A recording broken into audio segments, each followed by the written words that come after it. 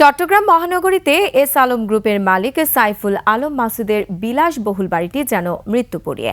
এছাড়া পটিয়ায় 50 একর জমিতে নির্মাণাধীন বাংলো বাড়িটিও এখন অনেকটা পরিত্যক্ত।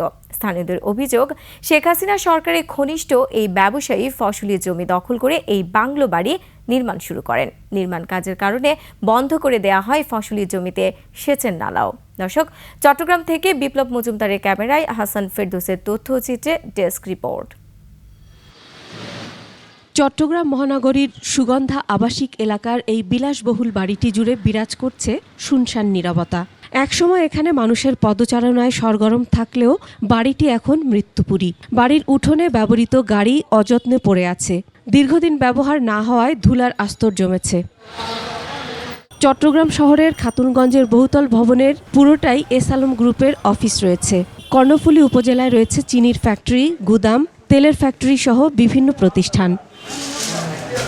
শুধু পটিয়ার প্রাসাদ নয়, 2020 সালে পটিয়া পৌরসভা থেকে প্রায় 3 কিলোমিটার দূরে ফসলি জমিতে এস আলম গ্রুপের কর্ণধার সাইফুল আলম মাসুদ নিজের জন্য নির্মাণ শুরু করেন 4তলা বাংলো বাড়ি।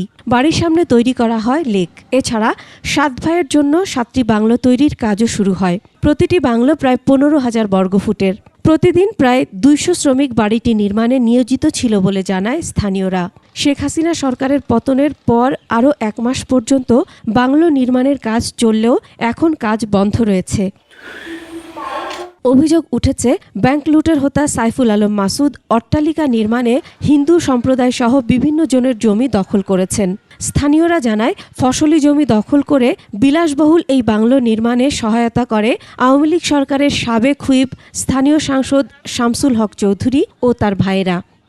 মানুষ সাহেব তাকে অনেক ভালো মানুষ বলে করতাম, কিন্তু এখন বর্তমানে যে অবস্থা করছে, 63 কোটি লক্ষ টাকা আত্মসাৎ করে সে আত্মগোপন করেছে।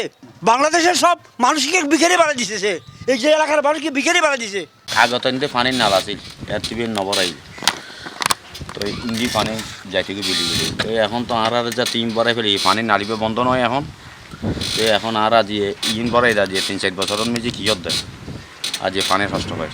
ফসলি জমি ভরাট করে বিলাসবহুল বাংলো নির্মাণের পর পানি নিষ্কাশনের পথ বন্ধ করে দেয়া হয়েছে। এর ফলে বর্ষা এলে আশপাশের কয়েক কিলোমিটার এলাকা কোমর পানিতে ডুবে যায়।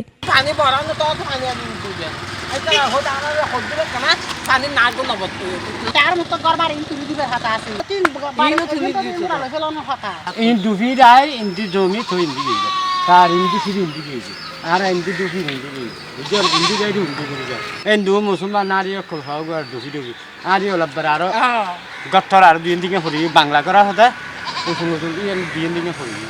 আমার তো এটা লাগবো, জায়গাটা দেন, একটা মসজিদ করবো, মাদ্রাসা করবো।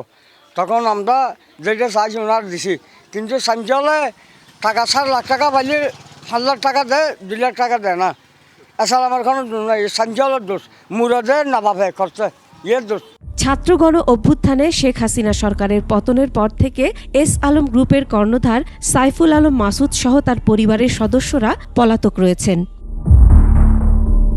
Masum আলিসা, desk report, 21 television.